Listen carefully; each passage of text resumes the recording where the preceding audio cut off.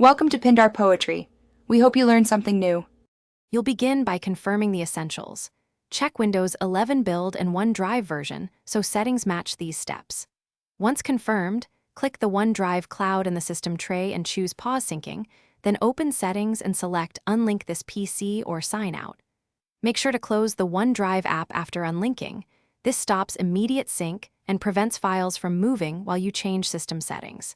If prompted about keeping files, choose according to your backup plan. Next, open OneDrive settings and go to the Backup tab, then Manage Backup. You'll turn off Desktop, Documents, and Pictures backup toggles so future automatic copies stop. Then go to Settings and disable Files on demand to avoid placeholder files, and switch off autosave options for screenshots and Office files. These changes stop new backups and reduce background activity.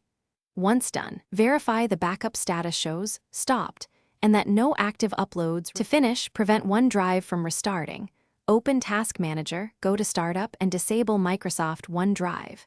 If you want it removed, go to Settings, right arrow, Apps, right arrow, Optional Features, and uninstall OneDrive. Alternatively, use the app's uninstall. For centralized control, edit group policy or add the registry key to block integration. This is useful on managed machines. If things go wrong, re-enable Startup and sign in to confirm settings, or restore the registry backup you made. Thanks for watching. Consider subscribing if we helped you.